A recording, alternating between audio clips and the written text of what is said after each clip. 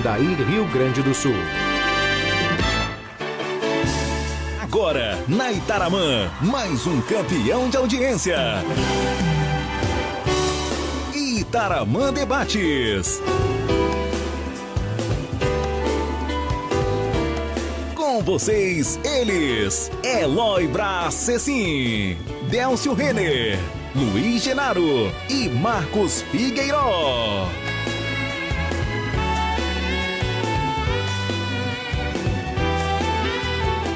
Bom dia, estamos iniciando o programa Debate deste sábado com a presença dos meus companheiros de trabalho, o Luiz Genaro, o Marcos Figueiró, Marquinhos, e com um convidado ilustre, também uma pessoa conhecedora de causa, que nós vamos tratar o assunto hoje, dentro das demais, que é o meu amigo, secretário da Saúde do município de Tramandaí, né, o Luciano Saltiel. Então, estamos aqui, vamos iniciar o programa, já abrindo de imediato a palavra para o meu amigo Luiz Genaro. Tudo bem. Que vai começar a soltar o verbo. Isso. No sentido de falar sobre os assuntos pertinentes do momento. Tá bom. Bom dia, Cecim, condutor desse programa. Bom dia, Marquinhos, meu colega aqui de bancada de todos os sábados. Bom dia muito especial aqui ao meu querido irmão Luciano Saltiel, que há tantos anos militamos juntos aí na luta pelo Sistema Único de Saúde, né? Luta. Às vezes a gente acha que em glória, mas hoje está mais do que comprovado de que nós estávamos certos. E quem nos criticava há 10, 15 anos atrás estava errado, né? Se hoje o Brasil está na situação que está e não está pior, é graças ao Sistema Único de Saúde, né? Depois nós vamos falar sobre isso. Também bom dia à nossa operação, o Glécio e todo o pessoal que está operando a rádio. A Lina, nossa produtora. E um bom dia muito especial aos nossos ouvintes que nos acompanham todos os sábados, né? Uma audiência crescente. Todos os sábados temos a honra de ser acompanhados por algumas centenas, milhares de ouvintes. Não só pela rádio, né, pelas ondas do rádio, como também pela live. Hoje nós temos, infelizmente, somos obrigados a ser pautados pelo problema de saúde pública do coronavírus, né, que já fazem muito programa que estamos conversando, praticamente não conseguimos sair deste assunto, mas é o assunto que domina a atenção de toda a população brasileira e do mundo todo, né? E tem sido este nosso canal um canal de debate e de informação a respeito da questão da pandemia, né? Se a gente conseguir, na minha opinião, informar adequadamente a população e contrapor as fake news e contrapor as má informações que circulam de toda ordem, de todo tipo, né? Seja por negacionismo, seja por não acreditar na ciência, seja por questões políticas, seja por que for, né? Na medida em que a gente conseguir informar adequadamente a população, eu tenho a esperança de que a gente consiga debelar o mais rápido possível este processo, né? Este processo que está sendo tão angustiante e com tanto prejuízo sobre toda a ótica, né? Primeiro em relação ao número de mortes, né? De irmãos e irmãs brasileiras que estão morrendo, em alguns casos até desnecessariamente, e também as questões da degradação econômica que está acontecendo no país, né? Então, acho que nós temos temas bastante profícuos aí para conversar nessas 2 horas. Bom dia, então, ouvintes da Rádio Itaramã FM. Bom dia, Cecim, bom dia, Genaro. Bom dia, Luciano Saltiel, que nos dá hoje a honra de estar com a gente aqui nesse programa Itaramã Debates. Programa este que todos os sábados acontece das 10 ao meio-dia. E já de antemão, já quero agradecer a audiência que esse programa vem tendo. A gente não esperava que fosse ter uma audiência tão grande como vem tendo esse programa. Hoje, líder de audiência aí da programação da Itaramã.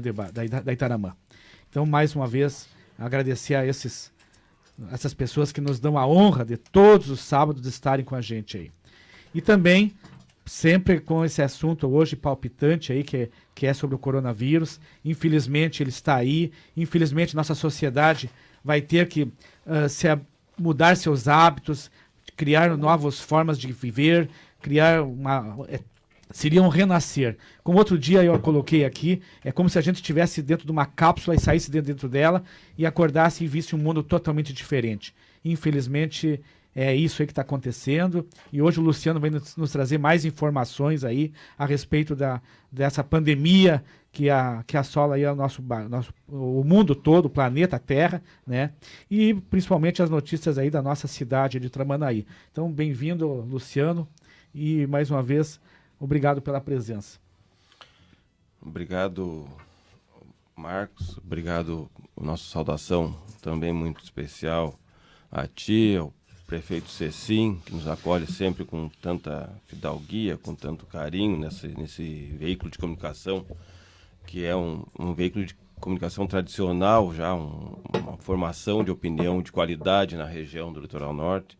Nosso agradecimento também às palavras iniciais do Genaro, nosso irmão de luta pelo sistema público de saúde, pelo sistema sanitarista, pelo movimento municipalista também.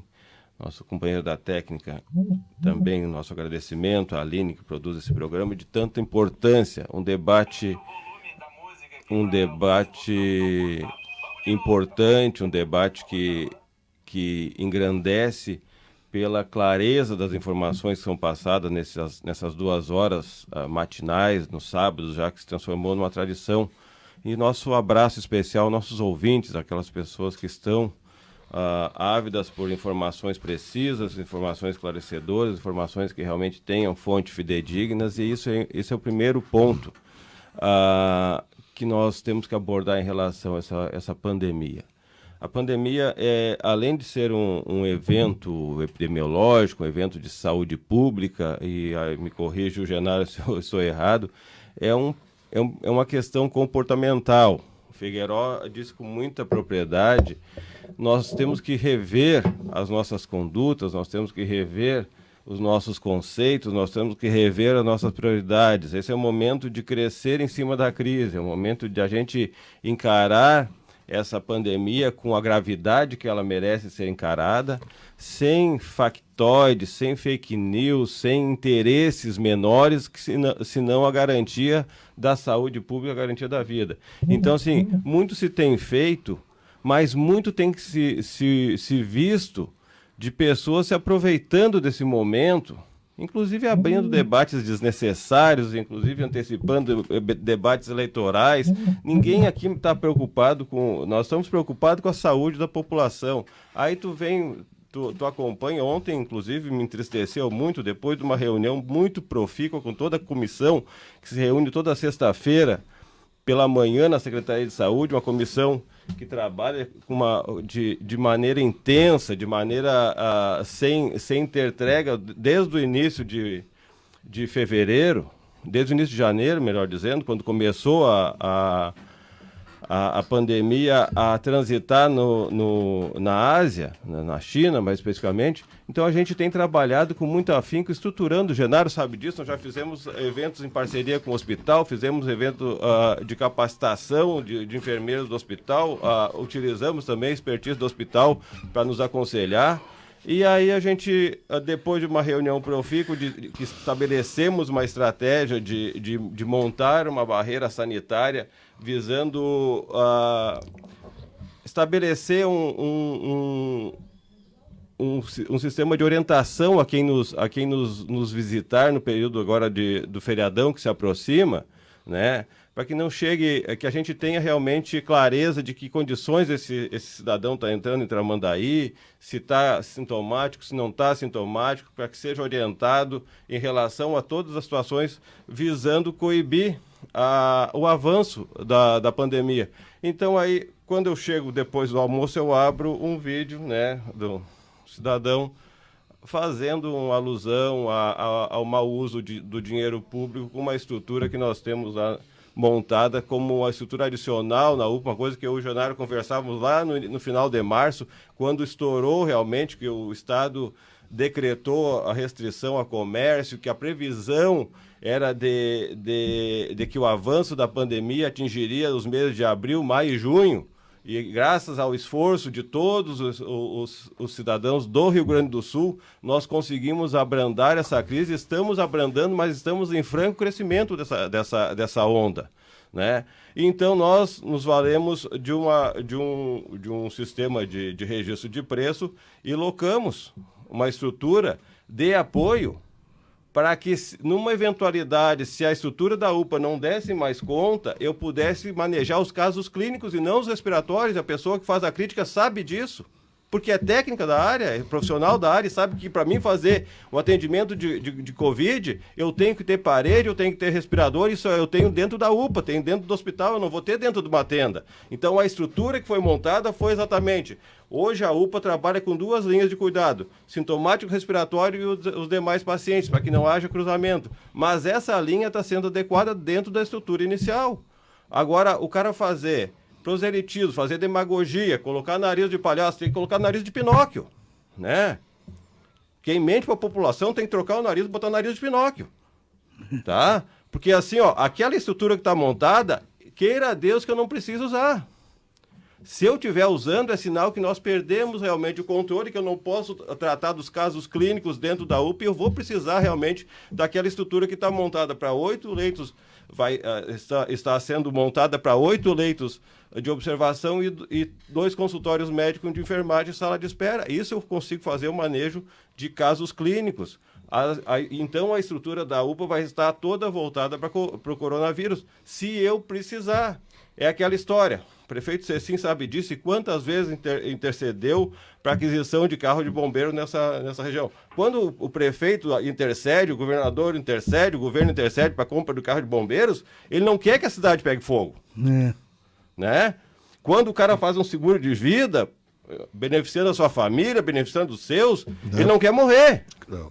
Sabe? É uma visão muito tacanha, uma visão muito rasa, uma visão muito limitada das pessoas se utilizar de um momento que todas as forças vivas do município estão envidadas no mesmo objetivo, que todas as forças vivas do município, e aí nós temos a atuação de todos, nós temos a atuação de ex-secretários no hospital, nós temos a atuação de ex-secretários atuando na vigilância junto conosco, nós temos a atuação de atores do meio político atuando em parceria, não olhando suas bandeiras partidárias, e aí o cara vai para lá, né, fazer demagogia e proselitismo, mentindo inclusive os valores, né?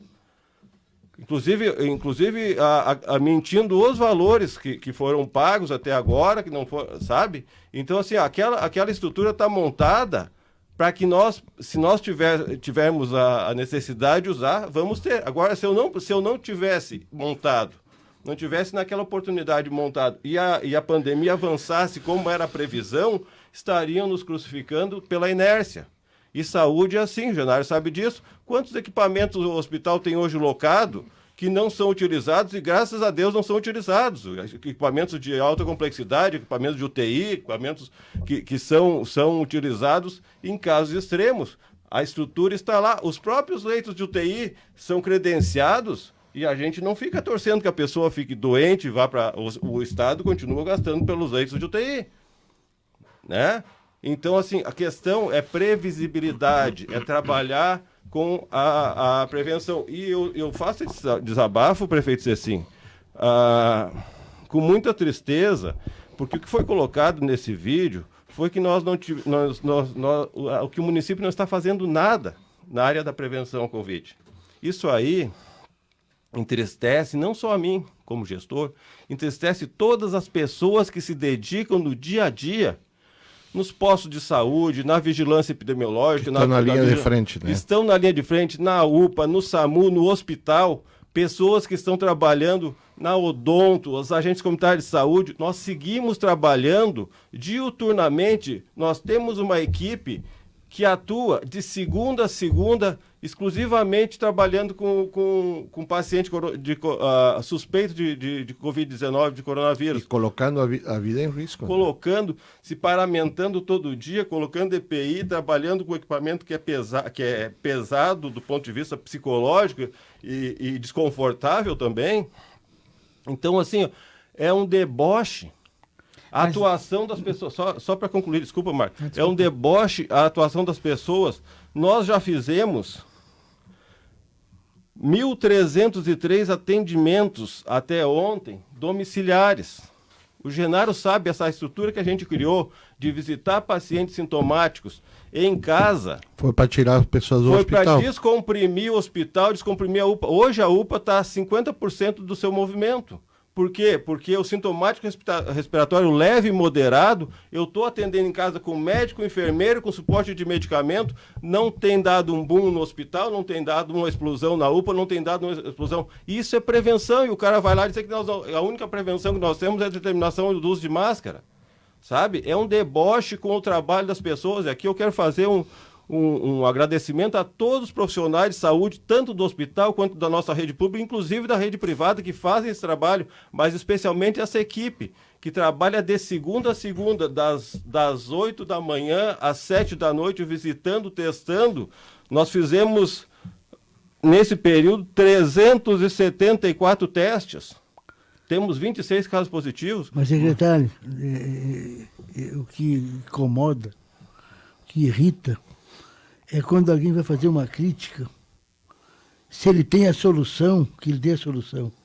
Mas criticar por criticar uma coisa que foi preparada para uma eventualidade, se vier a ocorrer, isso é debochar da população, é menosprezar a inteligência e a competência das autoridades competentes que atuam o que levou à crítica?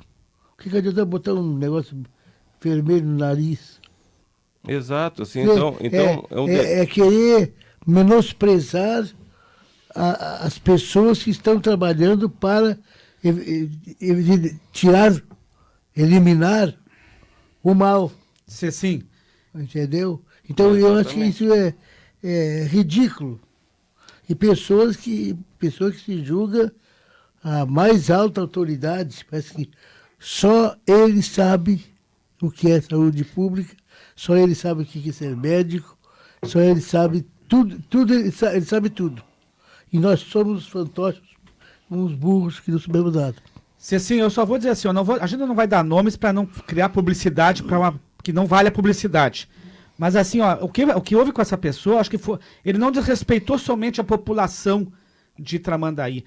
E outra, não é que não desrespeitou, ele está subestimando a inteligência das pessoas que moram no município de Tramandaí e que acompanham o que está sendo feito no município de Tramandaí.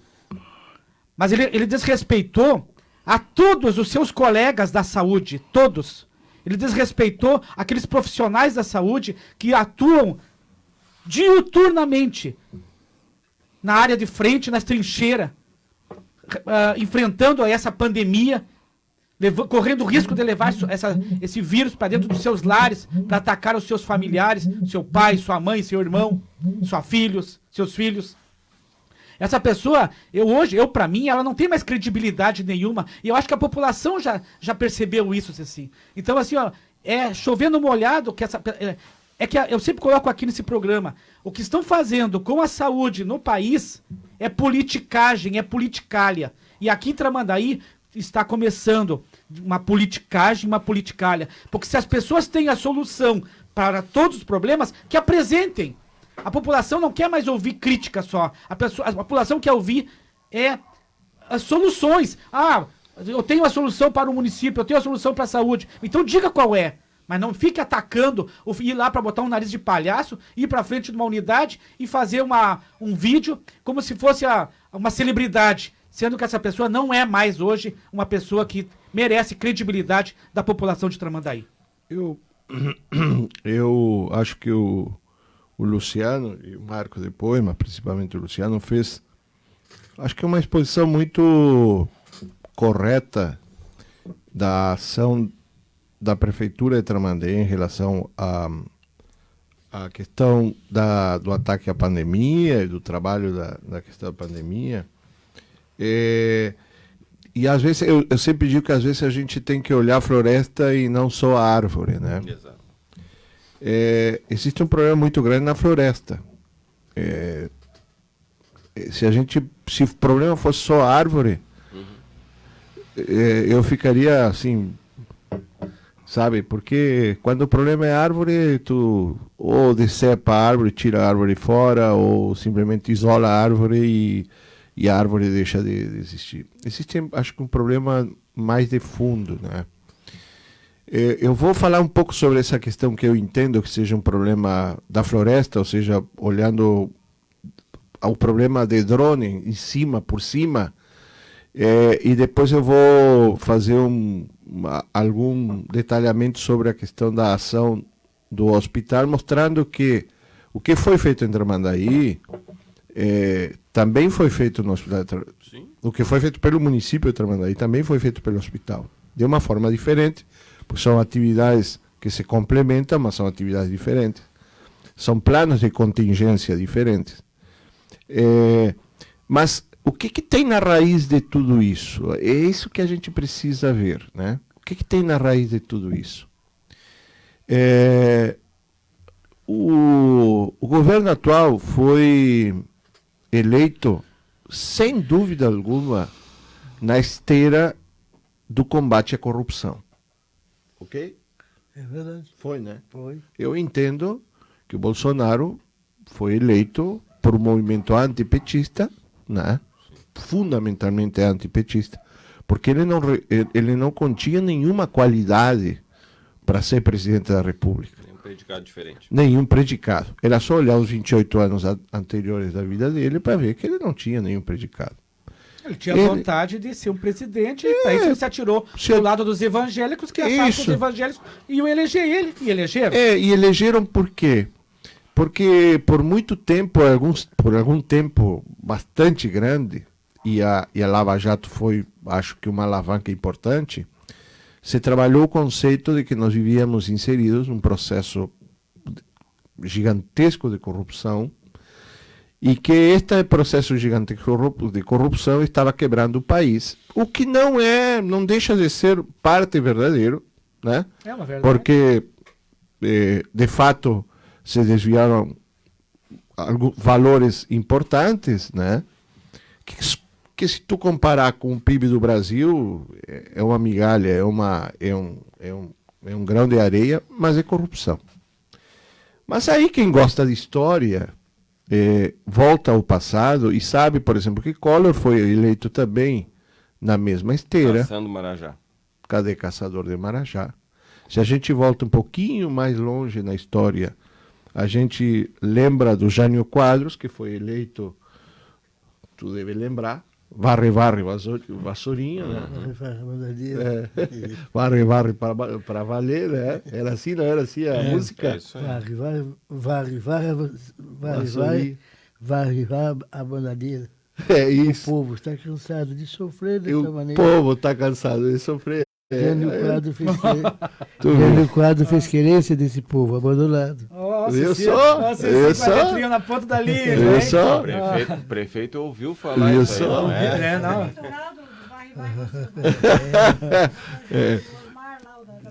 Mas eu estou trazendo a história porque, na verdade, o que nós estamos vivendo não é novo, gente. Isso é velho. É cíclico. O Collor caiu, o Jânio Quadros renunciou, porque se não renunciou ia sofrer um golpe. Tá. Aí a gente vai mais longe na história, claro que nenhum de nós era vivo na época. Acho que tu já eras vivo. O Cecílio acho que já era vivo, em 54. Você, em 54 tu já era vivo. Né? Já. Mas em 49. mas era um gurizinho. Nem te lembra disso, 5 anos. talvez. 5 Não, anos. não, não me 5 anos. lembro. O Getúlio se suicidou na esteira de uma coisa que se chamava Mar de Lama, né? Que na verdade se comprovou que não existia. Né? E um atentado na rua Toneleiros contra o Lacerda, provavelmente praticada, que nunca ficou comprovado, pelo Gregório Fortunato. Né? Se a gente... E o Jânio... Que era o braço direito o anjo negro do Getúlio. Assim como ele tem o Hélio Negrão, o Bolsonaro, o Getúlio tinha o Fortunato. E o Jânio, quem derrubou ele foi um garçom. Exatamente. Levou um litro de uísque para dentro do gabinete. Esse bebedor renunciou. E se a gente for mais longe na história, mais longe ainda, um pouquinho na história, o Getúlio deu um golpe em 1930, que foi o golpe constitucional, chamado golpe constitucional de 1930, que transformou o Brasil no Estado Novo, a Revolução, foi por corrupção também, né? Também. Porque houve corrupção na eleição que elegeu Washington Luiz, e o povo indignado acabou fazendo uma revolução. O único estado que foi contra foi o estado de São Paulo, que houve a guerra constitucionalista, né? Em 1932. Então, estou jogando a história para mostrar de que esta questão da corrupção não é uma história nova, é uma história velha. E muita gente se elegeu... É uma questão que remonta ao Império. A própria independência do Brasil foi a insurgência do Dom Pedro I contra a corte que... contra a corrupção da corte. Aprisionava e pilhava as riquezas do Brasil para levar a Portugal. Mas então, por que eu trago isso? Eu já disse que o Brasil tinha que ser devolvido para os índios. Porque é verdade. Eu acho que não tinha... Porque aqueles espelhinhos que eles trocaram lá, espelhinho, pente... Para mim, nós tínhamos que devolver para o Homo sapiens. Então, para os dinossauros, então. Mas por que eu trago a história? Porque nós estamos sendo invadidos. O fóssil mais antigo.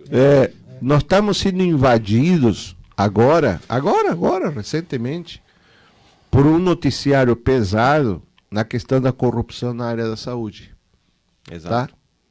Já foi preso o prefeito de Rio Pardo, né? Aqui no Rio Grande do Sul. Foi feito problemas no Rio de Janeiro. Lá no Rio de Janeiro. Problemas em Manaus. Enfim. Então, assim, nós estamos invadidos e evidentemente que tem...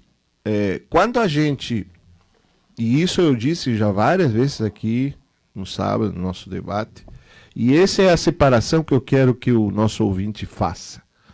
O que é política do que é saúde, né? Embora que, num determinado momento, as coisas se entrelaçam, política, economia, sociedade... necessariamente se entrelaçam. Tem que se entrelaçar. Porque a política com P maiúsculo é feita com qualidade. Exatamente, é feita com prevenção, pro benefício do povo. Da população, que é o que a gente preconiza. Exatamente. Mas como nós estamos sendo invadidos por todo esse, vamos dizer assim, esse noticiário, e que realmente está acontecendo, eu não deixo de acreditar de que tem gente se aproveitando da situação da pandemia. E eu vou dar um exemplo. Até as máscaras que exatamente. Era centavos. Respiradores custavam 15, 20 mil, hoje custam 300 mil. Exatamente. Então, a de Gerson. É levar vantagem. Efetivamente, população, isso está acontecendo. Agora, isto é uma coisa.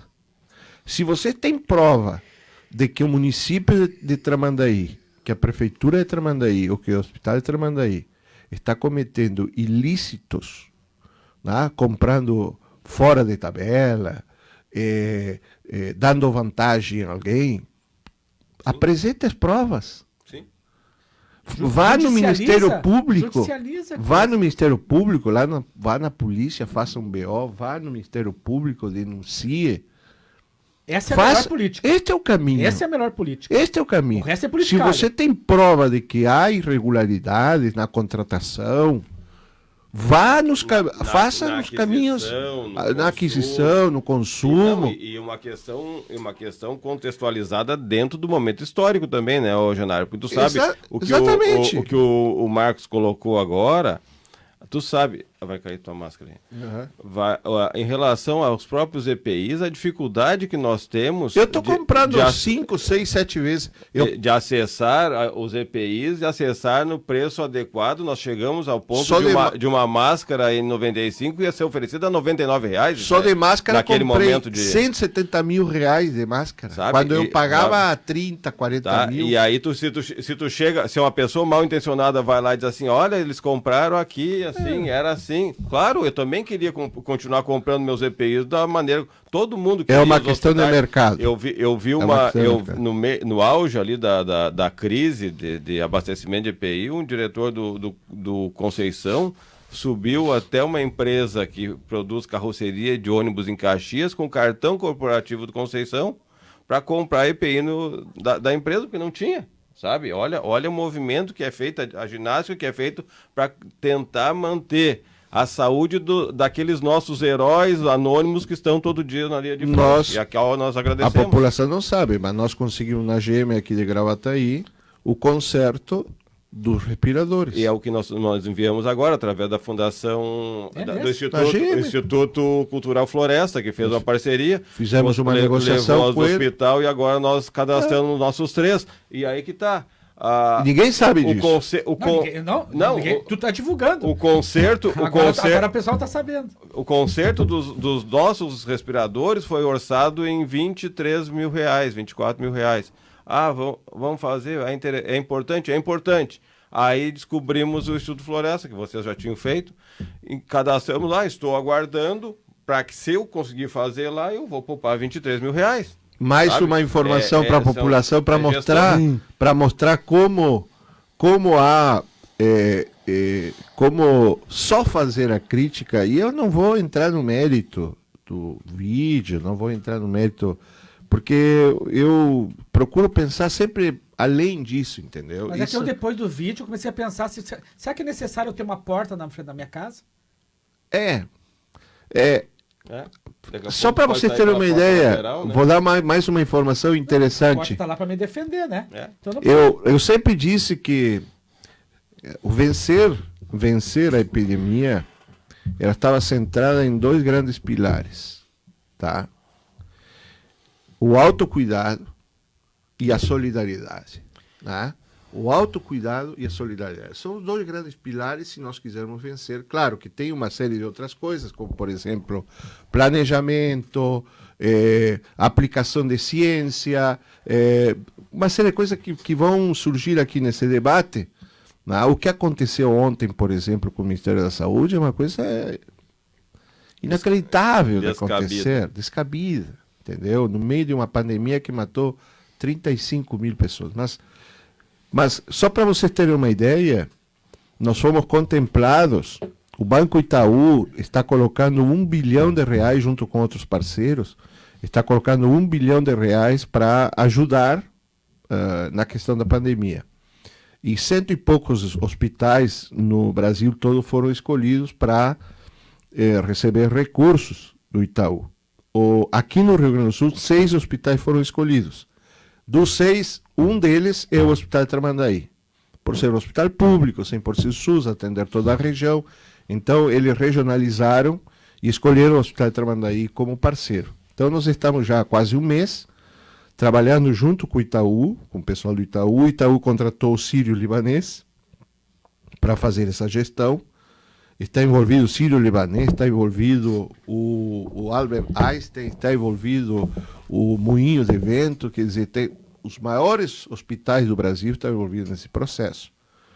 E eles estão trazendo o quê? Estão trazendo tecnologia de atendimento, estão trazendo processo de trabalho e vão também aportar recursos para que a gente possa comprar EPIs, a gente possa comprar respiradores, a gente possa... Então, assim... Tem muita coisa boa, tem muito processo de solidariedade acontecendo. Então a gente fica, às vezes, debatendo coisas menores, coisas pequenas. Gente, agora, só para terminar, eu tenho, no meu plano de contingência do Hospital Tramandaí, eu tenho 3 fases.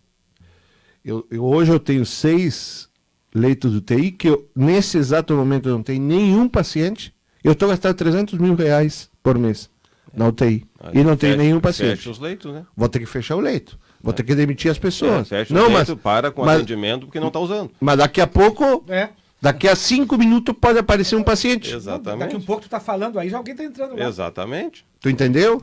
Então eu tenho que ter previsibilidade, porque a pandemia exige. Toda a saúde sempre exige previsibilidade. Mas o povo é inteligente, Genaro, o povo sabe disso. Só que então, tem alguns ignorantes que... A população quer que eu me desfaça dos 6 leitos de UTI, não tem problema nenhum. Eu vou economizar 300 mil reais por mês. Eu me desfaço dos 6 leitos. Só que assim, se alguém precisar de leito de UTI pelo Covid, eu não vou ter. Tá? Então, eu tenho 6 leitos e no plano de contingência, no terceiro nível do plano de contingência, eu posso chegar até 20 leitos de UTI para Covid. Então, isto é previsibilidade. Sabe qual foi o valor que eu recebi do Estado até agora para fazer o enfrentamento do Covid? A primeira morte no Brasil ocorreu dia 16 de março. Isso. Nós estamos há 100 dias. Não, 100 dias. Quase 100 dias. Sabe qual foi o valor que eu recebi? 100 dias do nenhum, nada, zero. Como assim, não? Não recebi zero. De aumento de valor, de dinheiro para IPI, zero. Nós estamos investindo na frente, vamos receber. Mas só que o governo federal não está repassando propositalmente para os estados os recursos. Tem 60, 70 bilhões de reais retidos. A lei que foi aprovada para a distribuição... Ele vetou agora. Estava até... ele sancionou agora. Não sei, ele tinha vetado. Vetou uma parte, mas sancionou o restante, mas só vai surtir efeito a partir de terça-feira que vem. Então, que vão ser repassados alguns recursos de recuperação financeira para estados e municípios. O prefeito estava falando há pouco tempo aqui, e o prefeito Cecinha aqui sabe disso, os municípios dependem de transferências constitucionais, claro, sabe? Sim. E essa diminuição, essa parada na economia reflete necessariamente... Quase 70% dos recursos exatamente, são assim, ó, é menos EPI, menos ICMS, menos ITBI, todos os impostos são decorrentes da atividade financeira. Isso aí é uma coisa inerente, tá? Então, esse socorro, e às vezes os caras dizem, vem 6 a 7 milhões a mais para mas não é a mais, é recuperação recuperado do que não foi recebido. O que vai vir a mais para o Estado e vai passar para os hospitais e para nós é 600 mil reais ali para fazer enfrentamento de tudo isso, né? É comprar EPI com preço muito mais que pelo mercado que está ocorrendo agora, é tentar pagar servidores que estão trabalhando muito mais, estão assim, ó, no limite da sua condição, inclusive física, porque assim, ó, no momento que tu precisa de estender o teu turno, tu estende numa rotina pesada e porque penosa. Tem os afastamentos também. Tem os afastamentos decorrentes das patologias pré-existentes, da idade do servidor. Então, assim, tudo isso vai sendo suplementado pela parceria e pela boa vontade dos remanescentes. E esses estão na linha de frente. Então, desculpa, Genaro, assim, o desabafo inicial, acho que o programa nem é para isso. Importante. Porque assim, eu faço esse desabafo não por mim, tu me conhece, eu tenho 30 anos de gestão, eu acho que... Luciano, cara, eu fiz o prefeito Galto tem toda uma história de conduta ilibada, dentro do setor da segurança, dentro da política também, e agora concluindo a gestão com muita tranquilidade, com muita transparência, sempre primando a questão da legalidade, do diálogo franco, do diálogo no olho no olho. Então, assim, nós não precisamos estar provando. O desabafo é pela justiça que a gente tem que fazer com os nossos profissionais, os nossos coordenadores que estão lá diuturnamente. Com os profissionais do hospital, a gente está trocando ideia, a gente está se ajudando aí diuturnamente. É 11 horas da noite de sábado, eu estou conversando com o Genaro, com o Luiz Afonso, com com a Jocilane, com E a a gente Thaís, não com o está pessoal na imprensa falando, não olha, estamos estamos falando fazendo isso, isso, fazendo sabe? aquilo. No Nós estamos momento- atendendo a população. É 3 horas da manhã, 4 horas da manhã a gente está disponível. Então, e os nossos profissionais também, a coordenação da UPA, lá, coordenação administrativa, coordenação técnica de todas as áreas, da atenção básica, da urgência, da odonto, da assistência farmacêutica, da saúde mental, toda da vigilância que está assim diuturnamente de segunda a segunda. Tá? Todas as equipes em alerta. A saúde, todo mundo ficou, naquele momento que parou, todo mundo ficou em casa, e a saúde na linha de frente. Então, assim, desculpa o desabafo, mas assim, é um desrespeito com esses profissionais que estão se dedicando. Mas tanto que é uma inverdade isso aí, e não é verdadeiro isso aí, Luciano, Genaro, Cecim, que se fosse verdade isso aí, já tinham judicializado, já tinham colocado já tinham denunciado no Ministério Público, na Polícia Federal. Informação a gente tem que dar sempre. O homem público tem que estar pronto a dar informação. Claro. Se ele me ligasse e perguntasse, olha, o que tu pretende fazer com isso aqui? Olha, eu já falei inclusive já falei qual era o plano com o hospital, faz parte do plano de contingência, está no conselho, os vereadores sabem disso, sabe? É uma questão de previsibilidade. Tomara a Deus, eu disse, esse aí é o nosso carro de bombeiro, tomara a Deus que eu não precise usar nunca. Mas se eu precisar usar, o hospital me emprestou as camas, nós pintamos as camas. Se fosse uma questão de má índole, não, eu vou locar as camas aqui, porque daí eu vou fazer mais um contrato de locação, né? Então, ali as camas... Nós trabalhamos sempre no limite do precário. Assim, eu fui lá entregar umas camas das emendas lá, né, pro Genário, Genário, as antigas eu preciso para botar no meu anexo, se eu precisar. Daí passei, o Vitor nos ajudou, olha, conseguiu uma pessoa para pintar lá para nós a custo zero, então não precisa reformar as camas. Cara, tudo assim, samaritanamente falando. Cara, se me liga, eu explico. Eu converso com todo mundo, eu tenho o diálogo tranquilo com todo mundo, se é oposição, se é situação, se é neutro, não me interessa.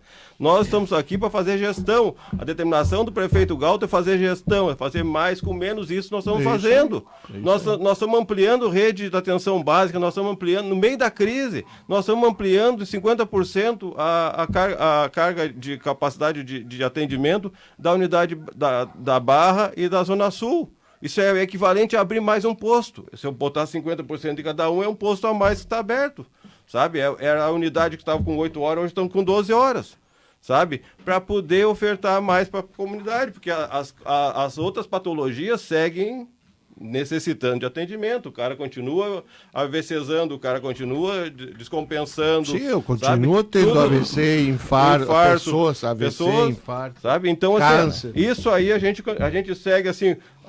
Nós estamos agora entregando a reforma do Indianópolis, agora a partir do dia 15, só estamos fechando alguns detalhes de recebimento de imóveis e alguns detalhezinhos. Então, assim, ampliamos o horário do CAPES, seguimos na obra para a conclusão da unidade da Mário Tota, adquirimos veículos ao longo estamos aguardando agora para 15 dias nova ambulância também que está sendo adquirida pelo município. Um montão de pauta positiva para a gente parar e ter que gastar tempo com esse tipo de coisa. Eu tenho uma proposta desafiadora, importantíssima. Lá vem bomba. Eu chamo de granada. Eu acho todas nas nossas reuniões, nosso debate, ele joga uma granada no meio da mesa. Todo debate, não tem um que não... Faz um ano e pouco que a gente está... Eu tenho uma proposta desafiadora que é importantíssima para o litoral norte. Esta proposta, ela é execuível desde uma vez que se forme um grupo de pessoas qualificadas, entendidas e tenham vontade de realizar para o bem da nossa cidade e do litoral. O Gerardo tem um projeto de ampliação do hospital aqui, com 6 andares, com toda a infraestrutura que tem. 4 andares. 4 andares. Tem a área, tem o projeto. 100 leitos. 100 leitos. E acho que exatamente é viável. O que tem que ser feito, que é a minha opinião que eu dou, formar uma comissão, ir a Brasília, levar o projeto, andar lá. Agora é a hora, é o momento, embora tenha esse vírus, Mesmo o governo federal não mandando dinheiro para a saúde? o governo federal Mas tem vai... dinheiro. Tem, Eu vou tem. te dar, vou te dar, vou te dar uma Deixa eu- prova. Desculpa te interromper, eu vou te dar uma prova que tem dinheiro. Não, o dinheiro deputado, tem, mas não mandam. o deputado Bibo Nunes, e eu acho que ele fez certo, está ajudando o Hospital de Tramandaí, está ajudando o Hospital de Osório, está ajudando vários hospitais. Entregou de emenda dele, pessoal, 7 milhões e meio para Santa Casa. 7 milhões e meio. Este projeto que o Cecim está falando custa aí em torno de 30 milhões de reais. Se tu consegue mobilizar a bancada gaúcha em torno de um hospital regional aí com deporte, trazendo oncologia, daqui a pouco trazendo uma coisa que Tipo um hospital São envergadura, Vicente. uma envergadura, entendeu? Tipo São Vicente lá de Passo Fundo, Isso. tá? A gente consegue, o tipo Hospital Geral de Caxias, né? Também. O de Novo Hamburgo, que são hospitais de porte, com 200 e poucos leitos, né? Trazendo as especialidades para dentro do hospital. Nós vamos gastar em torno de 30 milhões de reais para construir, tá?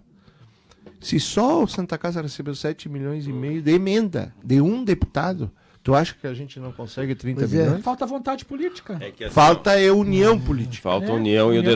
um detalhe importante, a Santa Casa, e eu não vou tirar o mérito da Santa Casa, porque a gente tem N profissionais gabaritados, amigos e atuando na Santa Casa, mas olha, eu tenho 50 anos e desde que eu me conheço por gente, a Santa Casa tá com o pires na mão e pede, e na hora que o SUS precisa da Santa Casa, a Santa Casa normalmente não tá lá, atende. É. Não atende. Não tem. sabe?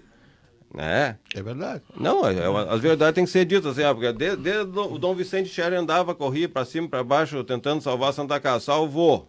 E salvou para quem? Para a rede privada? E é o que está acontecendo. E é o que está acontecendo. Então, assim, muitas vezes os hospitais têm uma fachada filantrópica e muitas vezes, na essência, lá vira pilantrópica, na realidade, não é... Se veste de mendigo, Se mas tá veste com... mendigo, aquele coitadismo. Então, assim, ó, esse Mas tá com o projeto dinheiro guardado da debaixo gente, do colchão. da gente unir esforços, unir lideranças políticas, unir em torno de um hospital público, 100% público, é um projeto audacioso e necessário. Necessário. Absolutamente necessário. Vocês agora deixem eu concluir. Claro, sim. Desculpe. Eu quero concluir. Cortaram a ideia do Cecim. Não, eu tenho a ideia. Com essa comissão, tem deputados que atuam aqui, federais, tem senadores, tem ministros que representam o Rio Grande do Sul. Sim. Enfim, tem um aparato que, levando os dados, os elementos na mão, se cada um deputado, só para simplificar, os do Rio Grande do Sul nós somos 55, 55. se cada um desse 1 milhão, conseguisse uma Tá emenda, feita a obra. está feita a obra. Está feita a obra. Se der 500 mil cada um, já está mais da metade da obra. Porque o que ocorre, e eu digo isso como experiência, como prefeito que fui, as coisas acontecem quando dão início. Iniciou, aí a própria comunidade, e as próprias autoridades e as pessoas que estão envolvidas no caso, vão levar a termo. Eu dou um exemplo. Eu, quando estava em Cidreira, ganhei o aeroporto de uma pista de 150 metros de largura por 1.500 metros de comprimento do Colares. Você se está louco, botar o aeroporto de Cidreira. Bom, mas o aeroporto de Cidreira era o meio para atender o litoral. Exato. Fizeram um movimento, conta lá, e o projeto pronto, todo o material comprado. tiraram o aeroporto de Cideira, foi para Torres. Agora não tem mais aeroporto no litoral, é só em Torres. Nem uma coisa nem outra. Nem uma coisa nem outra. A mesma coisa no esporte. Lancei o esporte lá em Cideira para representar o Campeonato Gaúcho e tudo mais. Liquidaram com o estádio. Todos os prefeitos que me sucederam, ninguém colocou nada. Então, o esporte, não temos um representante no Rio Grande do Sul do esporte. Tem Juí, tem Iraí, tem Passo Fundo, tem Santa Maria, tem Novo Hamburgo. Todas as cidades do campeonato. O litoral não tem. Sem falar no que ia movimentar, eu me lembro da Copa Renner, né? Exatamente. Que foi feita naquele estádio.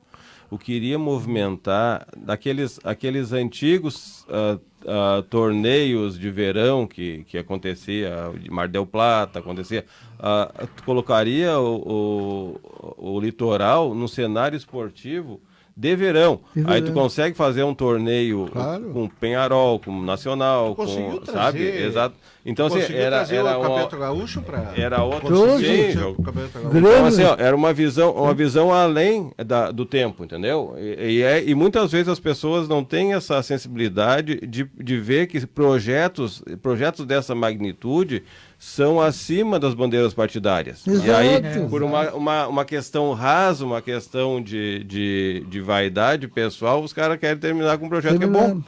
13 mil pessoas botamos no Grêmio, 15 mil botamos no Inter, o Caxias, tudo movimento da cidade. O Grêmio foi campeão da Copa Renner. Exatamente. Tudo movimenta a cidade e movimenta a cidade. Sem dúvida. Movimenta a economia. Agora imagine, vamos transformar isso agora para o hospital. Um hospital aqui, um modelo, no porte que tem. O município, além de atender a população, a região, é um hospital de porte que facilita e mais, secretário. O senhor é testemunha disso. Tu também foi secretário, sabe disso. O que economiza o litoral todo. Deslocamento, diária, viatura. Além de economizar e te ajudando, ao contrário, não só economiza, como ainda tu transforma a cidade ou a região num polo de saúde. Exatamente. E polo de saúde... Movimenta a economia. Movimenta toda a economia. Atrai pessoas para morar. Claro, por quê? Porque vai vir o paciente, mas vai vir o acompanhante. Vai vir o acompanhante vai ocupar o hotel, vai consumir no restaurante. Vai vir o profissional que vai atuar ali, que vai ter um potencial de consumo na média legal, né? Então, a ideia do CECIM... E assim, ó, e a importância, essa questão do deslocamento é muito importante. O que a gente coloca de recurso, e aí eu estava pensando, quando eu assumi aqui, eles colocavam as pessoas, e aí né? Você sabe quem me antecedeu. Eles colocavam 7 pessoas dentro de uma ambulância para levar para hemodiálise. Sim. Aí, a gente profissionalizou, a gente faz o transporte com van, sabe? Só vai de... 7 pessoas na ambulância, isso é crime contra o trânsito, contra a saúde pública, contra qualquer coisa. Luciano, e o risco. Luciano. E a má condição que a pessoa sai da hemodiálise debilitada, amontoa 7 pessoas dentro de um furgão, dentro de uma ambulância fechada e transporta. É só 20 quilômetros, 20 quilômetros porque não é a mãe de ninguém, né? Claro. Então, assim, ó... Deixa eu colocar mais uma informação. Então, se a gente profissionalizou, então só vai de ambulância quem tem necessidade especial de ir de ambulância, mas as pessoas têm dignidade, têm que ter a sua dignidade preservada. Então, esse transporte é uma coisa muito penosa do ponto de vista financeiro e também do paciente. O paciente que tem que sair daqui para fazer uma sessão de quimioterapia, de radioterapia, se a gente pode ter um polo de oncologia no litoral. Deixa eu contar para vocês, olha só, quando eu fui secretário de Palmares, eu carregava a população de Palmares, pacientes, o equivalente a toda a população a cada 6 meses. Eu carregava, volto a dizer, carregava a população a cada 6 meses, o equivalente a toda a população de Palmares. Aí eu me transformei, uma hora eu cheguei e me dei conta do seguinte, para um pouquinho, eu não sou secretário de saúde, eu sou secretário de logística, de transporte, porque na verdade eu estava muito mais preocupado com ônibus, com ambulância, com carro, com do que com a saúde pública. Exatamente. E isso é uma realidade que não era só de Palmares, é uma realidade que é de todos os municípios. Então a gente tem que dotar a nossa região, e essa era a discussão que nós tínhamos com o Cecim várias vezes, conversamos sobre isso, quando eu apresentei a ideia, o projeto, o sonho, né? De nós termos Porque o que acontece com o Hospital de Tramandaí? O que acontece com o Hospital de Capão, de Torres e de Osório? Já trabalham no seu limite. Eu tenho 95% de ocupação, de taxa de ocupação, em condição normal. Então, assim, não, vamos trazer mais uma especialidade. É impossível. Não tem como. Eu não tenho como ampliar o serviço do hospital. Eu não tenho espaço físico. Eu não tenho como ampliar. Então, a única forma da gente ampliar e transformar... Tem duas especialidades que nós não temos ainda na região, que é a oncologia e a cardiologia, e que, por sinal, são das 3 causas mortes, 2 são cardiologia e oncologia, das 3 maiores causas de morte, 2 são delas, né? A gente não tem serviço aqui, tem que mandar para Porto Alegre, e o secretário sabe, e eu sei, nós sabemos, as dificuldades que se tem de acessar Porto Alegre. Por quê? Porque Porto Alegre está também colapsada no sistema de saúde. Quer dizer, o Brasil todo cresceu a população, o crescimento demográfico foi muito maior do que o crescimento do sistema de saúde. Entendeu? Então qual foi o último hospital que foi construído no Rio Grande do Sul? O Hospital de Santa Maria. Isso, HU. O HU. Mas entre o HU e o anterior se passaram 20 anos. Ficou 20 anos sem construir um hospital no Rio Grande do Sul. E por incrível que pareça, um hospital com uma infraestrutura bem organizado, bem feito, construído, um prédio imponente, isso também atrai a garantia, a segurança das pessoas, psicologicamente. Psicologicamente sim. Um prédio que tem uma durabilidade legal, que a gente não tem que estar reformando de 3 em 3 anos aí, né, prefeito? Uma estrutura bem montada, tipo a UPA, bem tipo a UPA. estruturada, Aí a toque de caixa? tendo tudo, é algo que qualifica o município. Não, e e a assim, região. essa questão, essa visão de regionalização é uma visão muito importante. É muito difícil tu criticar quando a obra está em curso, né? Quando o projeto está em curso, mas a crítica sendo construtiva. E eu fui um grande crítico, uma pessoa que se posicionou contra a duplicação da capacidade do Hospital de Clínicas de Porto Alegre. Eu também. Porque é um absurdo, tu imagina Aliás, só. a Cedisa foi, depois A Associação dos a Hospitais. Associação dos Hospitais foi. Exato. Porque, assim, a princípio, que bom, que bonito, vai duplicar o Clínicas em Porto Alegre. Se a gente quer capacitar o interior do estado para que não sobrecarregue Porto Alegre, e a gente historicamente tem investido em estrutura física na capital, a gente não vai chegar nunca nesse processo de descentralização. Se aquele dinheiro fosse dividido metade com a HU de Santa Maria, outra metade com a Fundação Universitária de Rio Grande, e capacitando, ou a Universidade de Pelotas, que tem federal também, e capacitando esses 2 hospitais, ampliando a capacidade desses hospitais, nós teríamos 2 regiões importantes do estado com capacidade de atender mais. Santa Maria recebe toda a região da fronteira oeste, uma parte da região das Missões e a região central como um todo. Então, assim, a possibilidade de desafogar Porto Alegre seria muito maior do que tu fazer novo investimento para canalizar e fazer a pessoa sair de Uruguaiana até Porto Alegre fazendo 700 quilômetros uma pessoa doente. Né? Aqui a gente faz 120 e já sofre. Tu imagina o uruguaianense que tem que atravessar... O de Livramento, que são 500 quilômetros. Exato, Alegrete 500, Quaraí, sabe? Então, assim, as pessoas não têm uma visão... é a questão de levantar da cadeira e olhar um pouco mais além. é aquela visão imediatista, não, vamos duplicar ali mesmo, que ali precisa. Claro que precisa porque o cara tá vindo lá do outro lado do Rio Grande para ser atendido aqui. Se eu botar no meio do caminho, eu vou atender aquela região de lá, né? A questão da ponte do Guaíba também, né? Então, essas questões que tem que ser... Se a ponte do Guaíba tivesse um acesso ao sul de Porto Alegre, nós não teríamos o afogamento e o estrangulamento na Castelo Branco. Hoje nós vamos fazer 2 pontes, né? Observa, por exemplo... Uma ponte paralela à outra e vai cair no mesmo gargalo que a Castelo Branco. O mesmo o assunto do clínica que tu está levantando.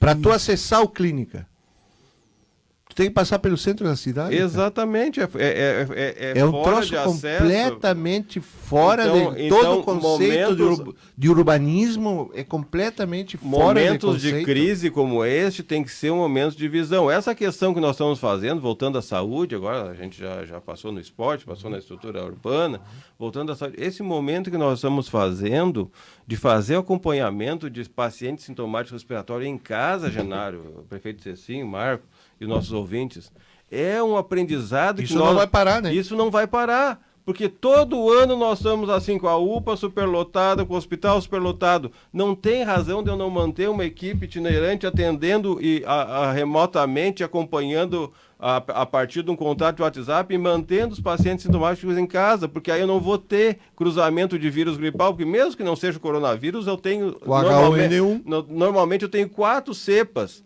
ou de resfriado ou de vírus gripal. Eu tenho H1N1, HTLV2, a gripe sazonal e mais o resfriado. Então, se eu botar o paciente sentado, um do lado do outro, na sala de espera de saúde, todo mundo. eu vou chegar com um vírus de gripe e vou sair com 4.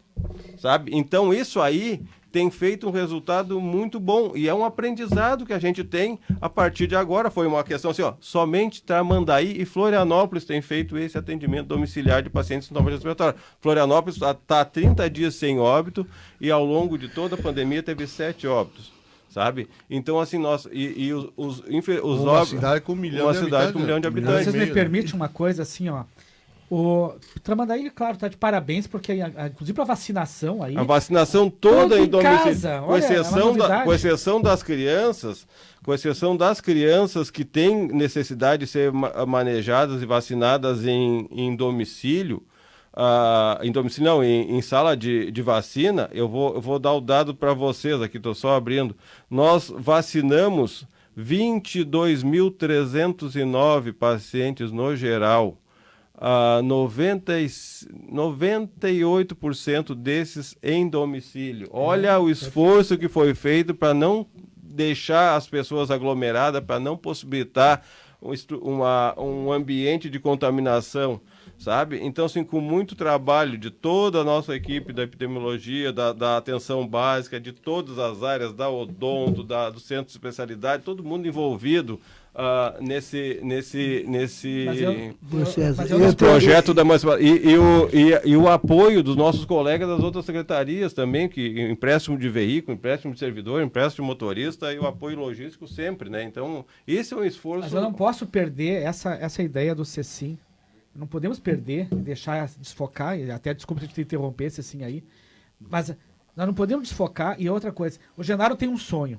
Você sim tem o projeto de execução, no caso, né? O que falta? O que está faltando para a gente dar um pontapé inicial nisso aí? É criar uma comissão? É o seguinte... então vamos lá. Vou te dar... Vamos ser mais práticos, então. Vou ser prático e objetivo. Pega-se o que em Brasília, eu que fui 12 anos prefeito e corri por lá para pedir recurso, o que impressiona é o movimento e o número de pessoas fazendo movimento. Envolvidas. Então, uma sugestão que tem alguém liderar para botar em prática. Os 4 prefeitos daqui, Pinhal, Cideira... Marcar uma reunião já para a semana que vem e tratar isso, começar a tratar isso aí. Os 4 prefeitos. E criar uma comissão. Os secretários. Os 4 secretários. Os diretores, no caso.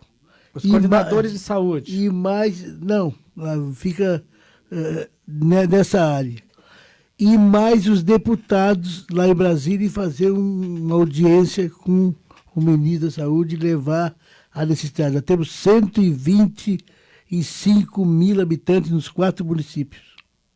Cedeira, Tramandaí, Pinhal e... Tem mais, eu acho. É que, na verdade, o hospital iria atender toda a região do litoral Toda a norte. região. Aí nós estamos falando em 350. 350 mil. É. E, então, esse Todos movimento... para baixo. Sim, até Tavares. Pegar o avião e marcar com os deputados nos recebem e os deputados nos levam lá para poder oficializar, e cada deputado já vai com a sua proposta. Olha, eu dou 500, eu dou 800, eu dou 1.000, E se porque faltar para dinheiro? eles não é nada. Eu não Mas sei. aonde garantir eles? E aí tem vários deputados federais. É. Eu, por exemplo, tenho o Carlos Gomes, que é do PR. É PR, né? do PRB, que é o PRB. republicano. Eu tenho certeza que o deputado bota 500 mil, 600 mil. Não, e se assim, Sendo para o hospital. Tem o Alceu Moreira, tem o Jerônimo Guedes, O Pedro Westphalen. o outro veranista daqui, o Pompeu de Matos. Pompeu de Mato. Então, O Afonso Mota. Afonso Mota. Já tem 6. O Henrique Fontana. Também. Que Podemos até, de repente, colocar alguns o deputados Paim, estaduais que aí. tá sempre aqui. O Paim, O 8. Paim. Tá sempre aqui. O Reis. Imagina só 10 deputados para eles. Senador Reis. Ninharia, 10 deputados, portanto 500 mil cada um, que para eles é pouco, e do volume de verba que eles têm, são 50 milhões. Mas Se faltar dinheiro, ainda podemos cotizar também. E, Daqui a pouco eu não aqui vai lembro. ter E todas as o especiais. detalhe é o seguinte, esse também é um projeto de interesse da gestão estadual, que Claro, qualifica a estrutura óbvio. que é deles, Claro. entendeu? Então nós vamos ter o apoio, um projeto audacioso, um projeto interessante, necessário, que a própria gestão estadual vai ser parceira nesse embate. E tu não está entregando para iniciativa Não, privada. tu está colocando o dinheiro público no setor público. No setor público. E outra coisa, 10 deputados, 500 mil para eles, Mas assim, é brincadeira. Cecim, deixa eu te dizer uma coisa. Tem uma coisa chamada emendas de bancada, tá? Pois é, Eu não lembro este ano qual era o valor, mas me parece que 170 milhões de reais a emenda de bancada. É 170 milhões. 170, né? 170 milhões. 170 milhões a emenda Milhões. de bancada. Agora, Milhões. é. 178 para ser mais É. exato. Cara, Porque- uma parte da emenda de bancada que eles destinassem para esta obra, que é uma obra de interesse público, de interesse social, de interesse público, acho que a questão da saúde vai sair muito fortalecida por causa da pandemia. Exato. Eu acho que o olhar dos políticos, o olhar dos gestores para a saúde E a hora é vai agora. se diferenciar. É a hora, Agora. sem E dúvida. principalmente do setor público, na que é verdade, quem está segurando, quem quem tá está segurando a é o pandemia setor é o setor público. Na Tá? verdade, a gente nunca se viu tão impotente diante de uma pandemia, porque Claro. a gente se sente impotente. Sim. Mas se acontecer alguma coisa comigo agora, aonde eu corro, para que lado eu vou? Né? Ontem até meu filho estava brincando comigo, eu disse, se me acontecer alguma coisa de pandemia, de coronavírus aí, da Covid-19, eu já tenho um respirador em casa, que é um CPAP. Né? Muito. O CPAP me ajuda quando eu tô gripado. Ajuda mais para corona, não. Não, claro que não. Tô Corona fazendo não. Já compra um tubo, aí Não, compra um tubo. já entuba. No... E os deputados estão destinando a maior parte das verbas Para a saúde. para a saúde e não para as estradas. Exato. Então, Não, é a hora... O momento hoje é... Eu faço uma... Não sei se eu já contei essa historinha para vocês. Não é uma historinha, é um movimento que a gente participou. O Genaro era gestor municipal em Palmares, sabe disso. Em 2006, nós estávamos tentando fazer aquela renovação da CPMF, que seria, pela primeira vez na história, seria 100% para a saúde. E o Arthur Virgílio era senador, e o Arthur Virgílio se posicionou frontalmente contra. Eu lembro de ter feito uma reunião, eu era vice-presidente do Conselho Nacional do Secretarismo Municipal de Saúde, fiz uma reunião com o Garibaldi Alves, que estava assumindo naquele dia a presidência do Senado, pedindo para colocar em pauta. Fizemos uma reunião com o Arthur Virgílio, com o José Agripino, que é senador do Rio Grande do Norte, do Democratas, e o Arthur Virgílio diz assim: secretário, eu entendo que isso aí é importante, mas nós queremos impor uma derrota ao governo Lula. Eu disse, deputado, senador, eu nunca votei no Lula. Tá? O senhor não está impondo uma derrota ao governo, o senhor está impondo uma derrota ao povo brasileiro. Naquela época já era 44 bilhões de reais que entravam na saúde por ano, que entrariam na saúde, porque a CPMF nunca foi para a saúde. Na primeira vez que o presidente da República assinou um ofício, e aí nós conseguimos que o presidente assinasse um ofício, eu entreguei na mão do senador Simon. Na época, o Simon, contra a vontade, defendeu a proposta e os senadores impuseram a derrota ao presidente. E hoje, por ironia do destino, Arthur Virgílio poderia ter uma estrutura melhor em Manaus, que hoje é o prefeito de Manaus. Que coisa impressionante. Né? Né? Ironia do destino. Ironia do destino. Poderia, com 44 bilhões ao ano... Ou a lei do retorno, né?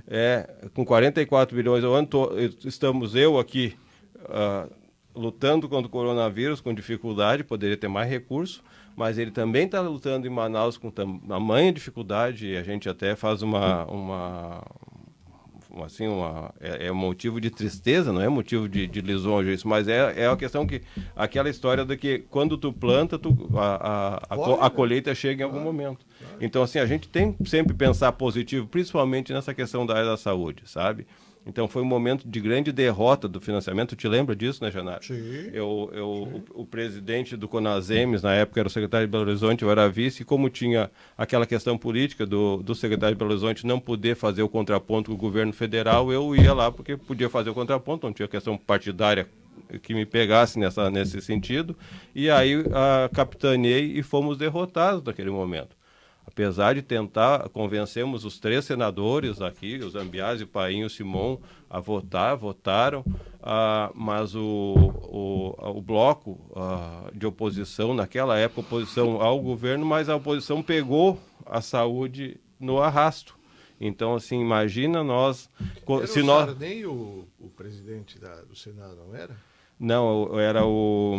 Não, eu tava... Naquele dia, eu estava assumindo o Garibaldi Alves. Cara. O Garibaldi Alves. Né? Foi a primeira audiência que o Garibaldi concedeu, foi para mim, para os Marterra e para o pessoal da CNBB. Voltando ao hospital, é fácil de fazer o movimento e de fazer esse contato. Alguém tem que encabeçar. O convite para os 4 prefeitos. Os prefeitos, a gente se mantém, eu me encarrego de 4, 5 deputados de conseguir o teu sonho, Genaro, está se tornando realidade. Entendeu? Já dizia Raul Seixas. Então, não é difícil. O Pierre, o Galto, o Alex... E o Pierre agora é presidente da Milinorte? Da Milinorte. Mas aí não pode ter política. Não pode. No sentido de puxar para cá ou puxar para lá. Aonde entrar política partidária, adeus. Nós temos que ter... A proposta é a região. É a região. Entendeu? E aqui está bem encaminhado, então é o movimento. Tá bem? Perfeito. Vamos incrementar isso aí? Vamos. Olha que vamos em frente. Vou me meter. Claro, mas vamos agitar as bases. Esse é o... Mas eu acho que isso aí é uma coisa... Fantástico. Eu acho que é uma ideia onde não misturar muita... como é que é? Muito pai das... Onde muita gente não queria ser o pai da criança. Não. Né? Se assim... Pai de todos. Não, onde não houver as pessoas querendo ser o pai da criança, eu acho que você consegue as coisas. Claro. É que, infelizmente, assim, tudo se envolve... Não pode levar para do Marco, política. E vai ser bom para a cidade, vai ser bom para nós todos que moramos na cidade. É tão claro... É tão claro, tão evidente a necessidade que nós temos. O projeto está pronto. O projeto o anteprojeto, sim. Não existe um projeto arquitetônico, um projeto. E quanto tempo levaria a fazer executivo? Tem que ver, né? Não sei. Mas leva um tempo para fazer um projeto dessa natureza, leva um tempo, até porque é um projeto especializado, né? Genaro, tu tem problema de gases. Então tem que ser uma empresa que tenha expertise na construção de hospitais. É uma coisa que não é tão simples. Quem faria o projeto? Aí tem que ver, né? Tem que ver se vai ser um consórcio que vai ser o projeto, se é o Estado que vai desenvolver o projeto, se é a fundação que vai desenvolver o projeto. Mas é um projeto caro, né? Aí não é um projeto que custa... Não tenho ideia, mas deve custar em torno de 500 a 600 mil reais um projeto executivo desses, né? Deve custar em torno disso. Mas e se começar a se mobilizar a criação de uma comissão? Eu acho que... Tipo Amigos do Hospital, uma vez tu falou isso aí, né? Que nunca consegui, né? Fazer uma associação Amigos do Hospital. Amigo do Hospital. A gente acabou nunca conseguindo fazer. O chinês é muito sábio em tudo, até em construir vírus, né? Segundo alguns, né? O chinês é muito sábio, né? Tem uma sabedoria milenária. E ele diz que o primeiro... Não cozinhou um morcego. Não cozinhou um morcego. Uma caminhada de 1000 quilômetros começa com o primeiro passo. Exatamente. Então, nós não... Para chegar ao 1000º quilômetro, nós temos que dar o primeiro passo. Acho que o primeiro passo é esse, é tentar chamar pessoas que tenham algum tipo de influência, né? Gestores públicos.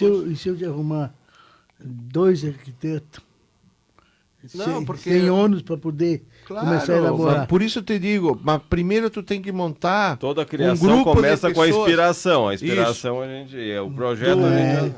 Tu tem que juntar um grupo de pessoas, né, que se organizem para começar a mobilizar isso. Daqui a pouco vai na Sociedade de Arquitetura do Rio Grande do Sul, daqui a pouco a Sociedade de Arquitetura faz o projeto, daqui a pouco tu pega uma universidade... Uma parceria com a universidade, com uma faculdade com a Ulbra, uma faculdade de engenharia e com arquitetura. a Ulbra, ou com a Unicinos. Que tal se desse sonho... A URGS, que tem um campus a aqui. URGS. Então...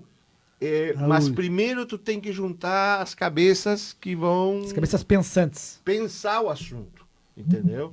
Porque não adianta, por exemplo, eu vou desenvolver o projeto. Definir o projeto. Vou fazer o projeto, aí faço o projeto, engaveto o projeto e fica lá. Então, a coisa tem que ser articulada dentro de um planejamento, de um plano que tenha início, meio e fim, né? E para isso nós precisamos das pessoas se reunindo, conversando, discutindo ideias. Eu conheço o pessoal da URGS.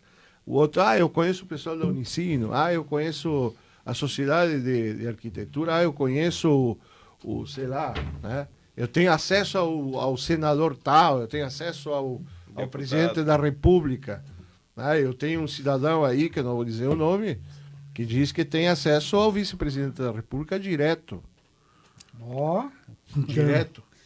Ao vice-presidente da República, direto. Diz que se ele vai lá, ele foi motorista, inclusive, segundo ele, foi motorista do Mourão. Do Mourão, né? Só tem que cuidar, que papagaio tem bastante, né? Não, mas por isso eu digo, a gente tem que ir... mas para isso tu tem que ter uma equipe de pessoas, né, que se mobilizam nesse sentido. Quanto à necessidade da região, Marcos, isso não tem a menor dúvida. Isso não tem comentários, né? Eu acho que isso aí Isso não tem a menor dúvida. Né? A Flávia está nos... Já é 11h45? Está nos mandando... Está mandando um monte de mensagem, depois a gente, às 11h45, a gente vai... Você sente que agora limitou nós às 11h45. Às 11h45. Para a gente... Mas eu queria trazer... Eu queria trazer uma coisa importantíssima, tá? Que eu acho que para a população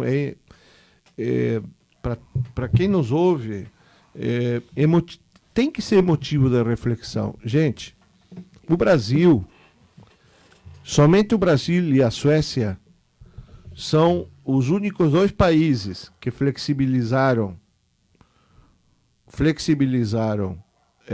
o distanciamento social sem nunca ter havido isolamento social. Exato. Só os únicos 2 países. A retomada sem ter tido. A retomada de uma coisa que não teve, aconteceu. Né? Que não aconteceu. Porque, na verdade, nós nunca tivemos isolamento social, né? Nós tivemos uma proposta de distanciamento social. Nós tivemos uma semana de alerta aqui. Um protocolo de respiratório, né? Uma preocupação grande no sentido de dotar a saúde pública, a saúde como um todo, de estrutura para poder atender a pandemia, mas nunca tivemos uma política pública clara no sentido de distanciamento, de isolamento social. Foram 2 países que tomaram essa atitude. 3, se considera Estados Unidos, e deu no que deu. Né? A Itália também flexibilizou e deu no que deu. Exato. A Espanha flexibilizou, deu no que deu. A Suécia nunca fez isolamento social e o Brasil nunca fez. Resultado da história, nós somos o país que tem mais morte por dia do mundo. Hoje chegamos a 1.200, né? Quase 1.300 mortes por dia. Né? Nós já estamos em segundo lugar em número de contaminados. Estamos caminhando rapidamente para ser o segundo lugar em número de mortes no mundo todo. Né? Trazendo para o Brasil o epicentro da pandemia. Né? Como é que isso nos afeta? Bom, se eu estou morando aqui, se eu sou brasileiro e estou morando aqui, evidentemente que isso me afeta, né? E aí a gente vê as nossas autoridades públicas brincando de gato e rato. Quer dizer, ontem, por exemplo, aconteceu um fato absolutamente ridículo. Né? Ontem aconteceu um fato absolutamente ridículo. Do Ministério da Saúde postergar a informação só para o Jornal Nacional não comunicar. Aí, depois que saiu, o jornal, o Bonner apareceu num... eu levei um susto. Como é que se chama? Como é que ele chama? Um plantão. Um plantão. Subiu a gasolina? Apareceu num plantão. Caiu o presidente. Às 10 horas da noite, para dar os números. Vocês torceram, né, Tiago? Caiu o presidente. Vocês vibraram. Às 10 da noite apareceu ele dando a informação. E ato seguinte, o Ministério da Saúde determinou de que derrubou o site de informação que se tu entrar no site do Ministério da Saúde, não tem mais. Não tem mais informação para a população no site do Ministério da Saúde. Se tu quiser, tu vai ter que buscar. Estamos virando uma Venezuela, isso aí? Pois é. É um fato, na minha opinião, como gestor de saúde, é um fato triste. Eu não quero fazer aqui debate político, porque não é o caso. Mas, assim, nós estamos no meio de uma pandemia com 35 mil mortos, com 360 mil pessoas contaminadas, tá? Sem perspectiva de haver o pico da pandemia ainda, né? Liberando as pessoas a circularem, tá? E estamos todos inseridos dentro desse contexto. Estou muito preocupado com isso. A preocupação é grande, assim, Genaro, que quando a gente critica a postura, não estamos criticando as outras. Tem áreas que estão trabalhando direitinho, tem áreas. E a própria saúde vinha sendo bem capitaneada em nível federal. Mas vocês lembram quando aconteceu aquele primeiro alerta da pandemia que a gente conversou aqui, aquela primeira iniciativa de isolamento social, houve na sequência um pronunciamento do presidente, né, que desautorizava os governos estaduais e municipais a fazer isolamento, dizendo que isso aí era um resfriadinho, uma gripezinha, que não havia necessidade de tanta celeuma. Então, isso aí, quando tu vai atravessar uma situação difícil, tu precisa de uma liderança que una todos a comunidade, todo o país. Então, assim, uma voz única, uma voz que realmente fala em sintonia, todas as vozes falando em sintonia. E, então, essa questão de grenalizar, de radicalizar a pandemia, se eu me preocupo com a pandemia, eu sou contra o Bolsonaro. Não sou contra o Bolsonaro, eu votei no Bolsonaro. Tá? Claro. Sabe? Mas eu me preocupo com a pandemia porque assim, eu tenho uma experiência administrativa na área da saúde que me diz que a pandemia é uma questão grave. Está batendo na tua porta. Está batendo na porta e é uma questão que a gente tem que se preocupar. E são 35, 36 mil pessoas que já morreram, então é uma situação grave. Tá? Aí nós chegamos no cenário estadual. O cenário estadual também não está muito diferente, Renato. Mas tu quer que eu faça o quê? Vou morrer e daí? Não? Aí, exatamente. O cenário estadual, nós criamos um sistema de classificação por bandeiras, por cores, bonito. Só que dia 23... Não funciona. Dia 23 de maio eu fui contratado pelo NH e disse da preocupação que eu tive em ver que o litoral norte saiu da bandeira laranja para a bandeira amarela. Como o litoral norte vai sair da bandeira? Se a nosso sistema de regulação integrado, naquela época nós estávamos com 60% da capacidade instalada ocupada dos hospitais, só que tem que ver assim, em relação ao UTI, 60% de 36, tá? Isso vai dar 8 pacientes. Tá? 8 pacientes é um acidente de trânsito aqui em Torres, o outro aqui, um AVC ali adiante, e estagnou nosso sistema. O que vai acontecer? No momento que estagnar o nosso sistema, nós vamos nos valer de Porto Alegre para a regulação, e muitas vezes os pacientes do Vale dos Sinos estão vindo para cá. Então, assim, essa questão de divisão por região é descabida. E eu dizia isso em 23 de maio. Em 2 de junho, a Sociedade Rio-Grandense de Infectologia disse que a classificação das regiões apenas pelo critério da ocupação hospitalar era descabida. Então, que bom não, que ruim. Eu não queria ter razão, queria ter paz, né? Mas, então, o que nós temos hoje é uma flexibilização da atividade comercial que é necessária, mas sem embasamento técnico-científico nenhum, Genaro, sabe? O governador chega e diz assim, não, nós estamos prestes a entrar no Dia das Mães. Então, assim, isso não é critério técnico-científico, é critério econômico, a gente entende, né? Entende, é necessário, mas é necessário que a gente se mantenha alerta. Então, assim, já que nós não vamos, agora me parece que vamos classificar de novo pelo índice de incidência, pelo índice de ocorrência dos casos na região. Mas já que nós temos essa dificuldade, cada município vai ter que fazer o seu tema de casa, os prestadores, os hospitais vão ter que fazer o seu tema de casa e, principalmente, a comunidade que nos ouve. Não é um decreto presidencial, não é um decreto estadual, não é uma iniciativa que vai fazer você cuidar da sua saúde. Você que nos ouve tem que seguir em alerta, porque o perigo é iminente, o perigo existe, a pandemia está avançando, nós temos que ter tranquilidade, as pessoas que têm que trabalhar com os cuidados necessários, o empresariado que nos ouve nesse momento tem que adotar necessariamente as medidas de contenção na sua empresa, as medidas de distanciamento da sua clientela, mas isso é necessário, mas esse cuidado individual cada cidadão tem que ter, ninguém vai fazer isso por ti. Você que está nos ouvindo nesse momento, ninguém vai tomar a atitude de usar máscara, ninguém vai tomar a atitude de limpar, lavar, fazer a asepsia adequada das mãos, ninguém vai fazer a asepsia. Nós chegamos aqui, quando nós fomos nos preparar para conversar, o Gleison da técnica passou, né? Tinha sido ocupado, passou álcool nos equipamentos, até brincou, se tinha alguma coisa, não vai ter mais. É isso, é esse cuidado, esse carinho que o empresariado tem que ter com o seu cliente, esse cuidado que o cidadão tem que ter com o seu semelhante. Não é uma questão de grenalização, não é uma questão de radicalização. Ninguém é contra ou a favor. Nós não somos a favor do vírus, tá?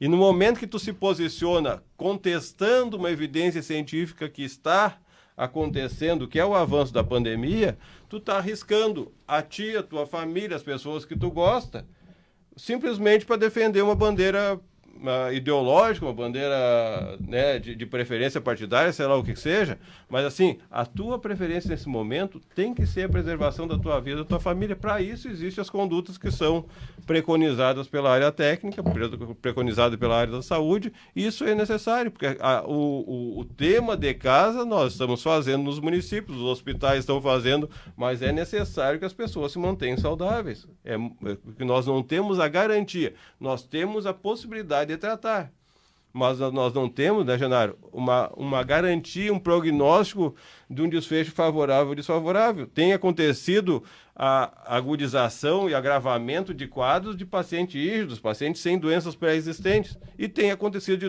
de pacientes com patologias pré-existentes, com doenças pré-existentes, que têm se safado. Então, assim, não tem o comportamento do novo coronavírus, o comportamento da Covid-19 como doença, não tem mantido um critério a que tu consiga fazer uma média. Olha, o paciente rígido vai se safar. Aquela história, assim, o meu histórico de atleta me garante que não existe.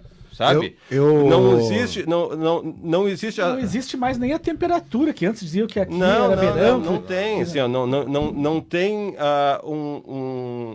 um comportamento lógico na doença instalada no indivíduo. É o momento de cada indivíduo, do ponto de vista de defesas no organismo, de condição de saúde no momento, que pode fazer ou não enfrentamento, mas não existe um comportamento lógico do vírus nesse momento.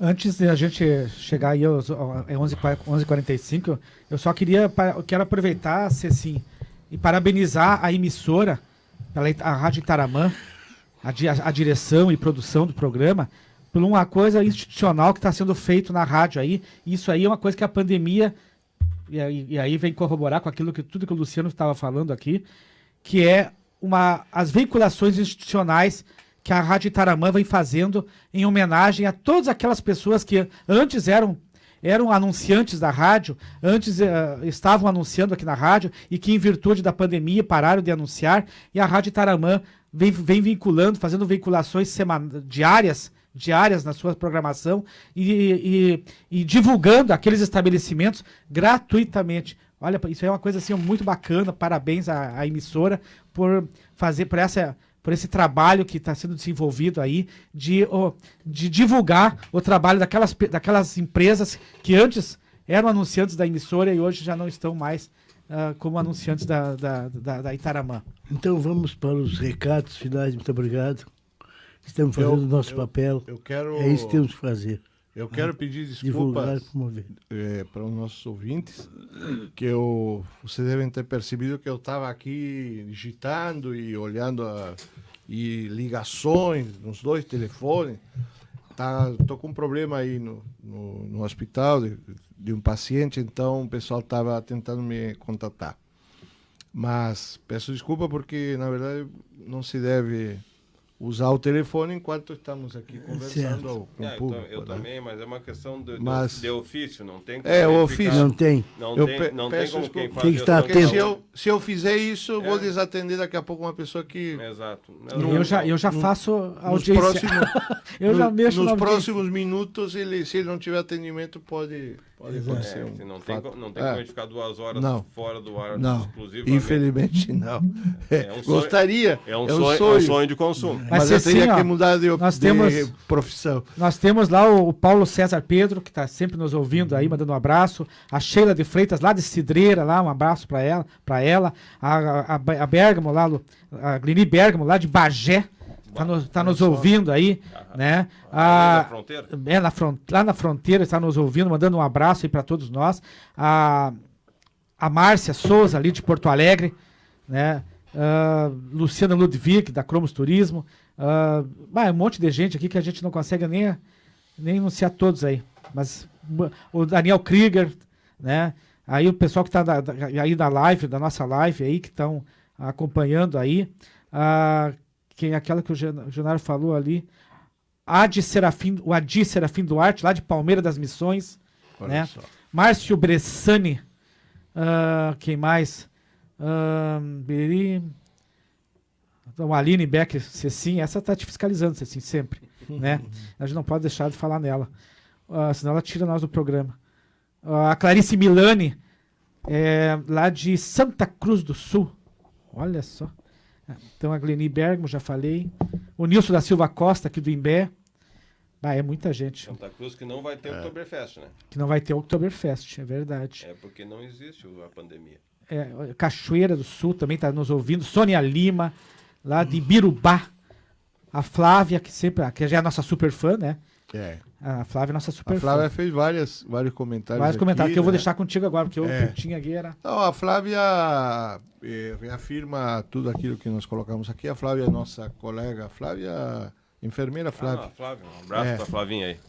Eu nunca sei o sobrenome. A Flávia coordena o centro de especialidades. Eu vou acertar a Flavinha, tá? Um dia eu vou acertar. É que como o Décio não está aqui, eu não consigo. Ele que me assopra sempre o sobrenome dela. Acho que é Rottweiler.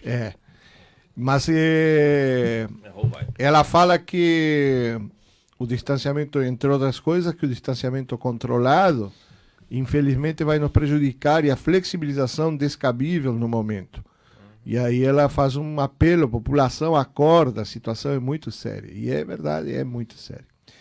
Eu tenho, sei que nós já estamos no final do nosso programa, e eu tenho tido e a Flávia mandou um abração aqui, tá?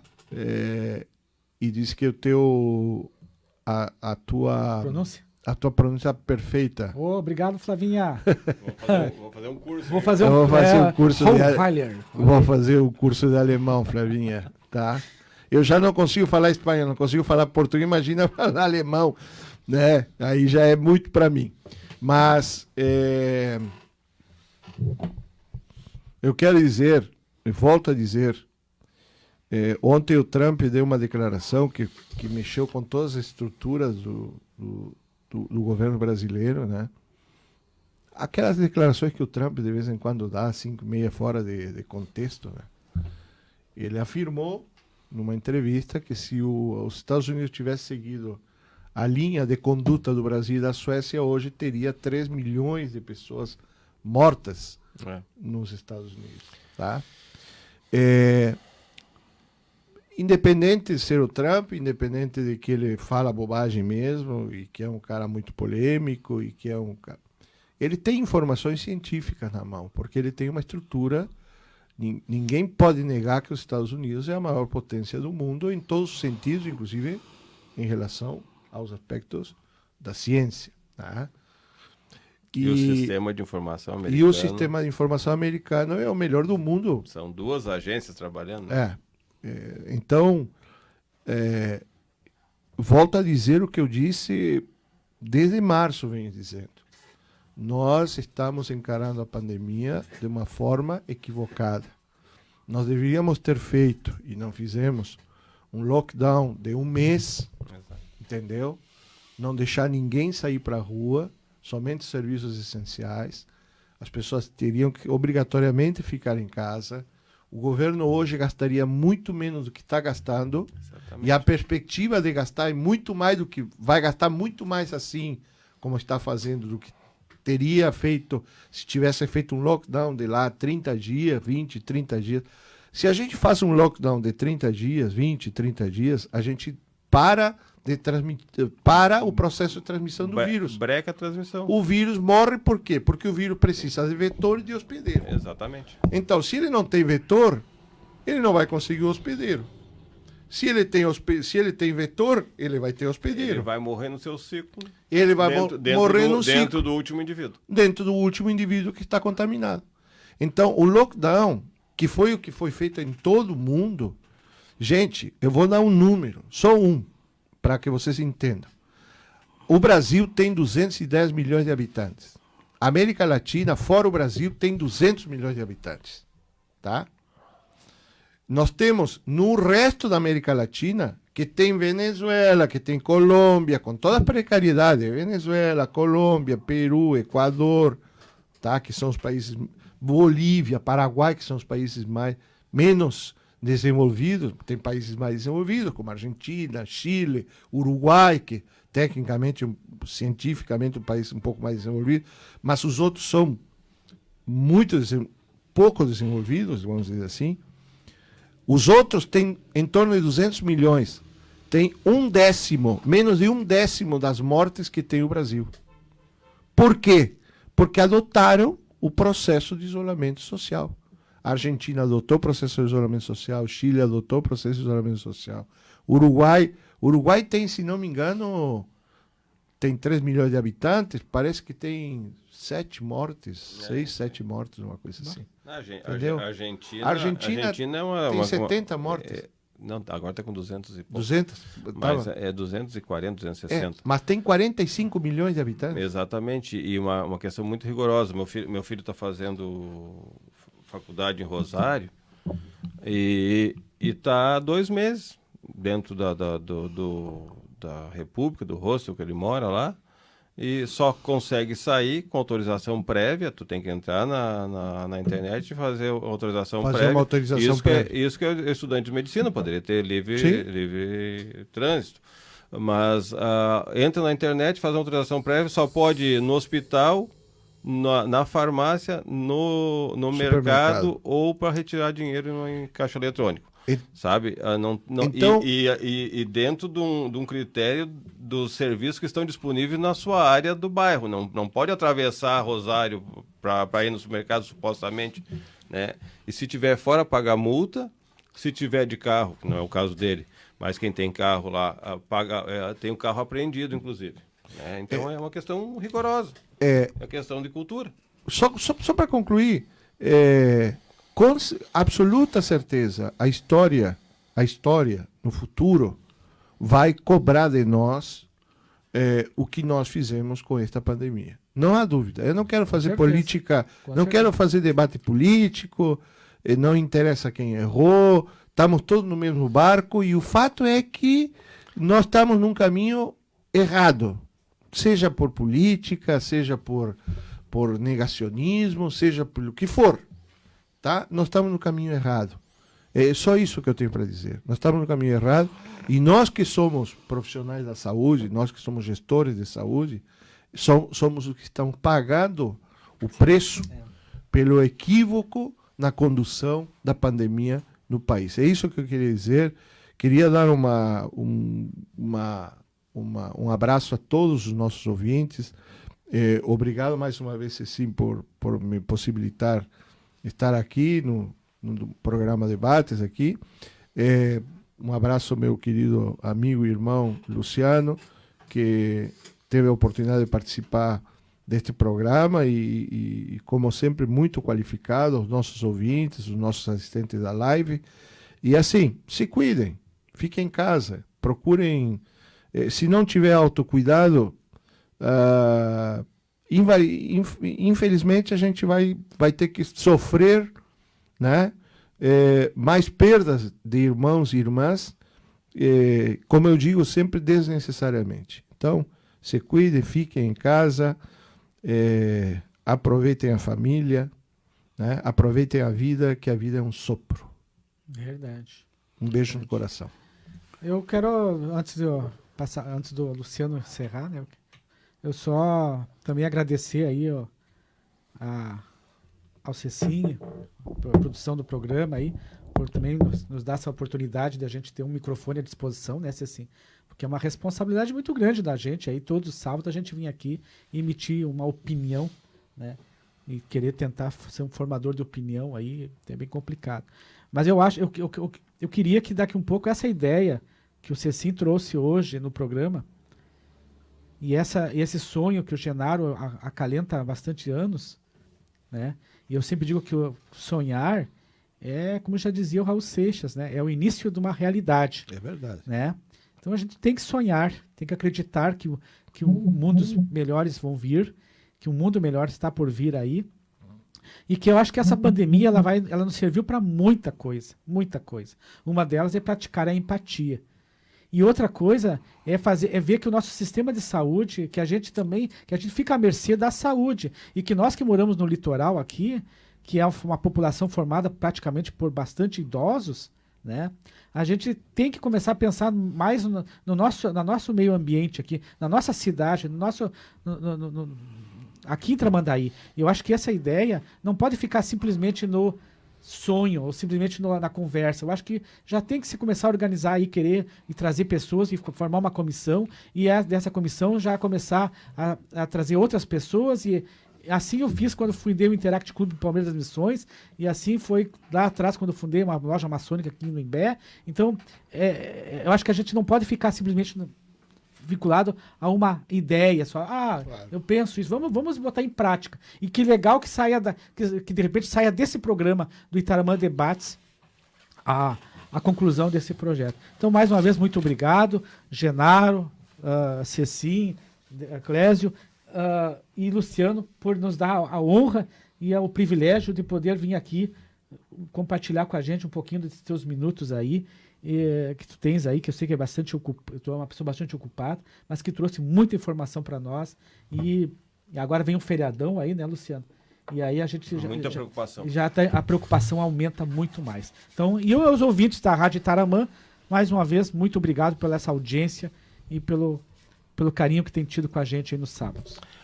Bom, muito obrigado, Marcos, obrigado, Genaro, nosso irmão de longa data, aí, de muita batalha junto. Obrigado, prefeito Cecim, obrigado, Clésio, da nossa técnica, o prefeito Cecim, sempre com muito carinho, acolhendo as pessoas que vêm nesse programa, qualquer outro programa da Itaramã, e ressaltar a importância do seu trabalho na área de comunicação do Litoral Norte, da formação de opinião isenta, esclarecedora, opinião fidedigna, e realmente reforçar o que já foi dito pelo Genaro, reforçar, nós estamos é uma pandemia, é técnica, mas é comportamental, depende do comportamento de cada um, reforçando o que eu já disse, cada um tem a obrigação do seu autocuidado, cada um que está nos ouvindo, está nos assistindo nesse momento sabe e deve ter essa consciência, não adianta negligenciar com a sua própria saúde, nós estamos todos envidados e direcionados para dar as garantias necessárias, para dar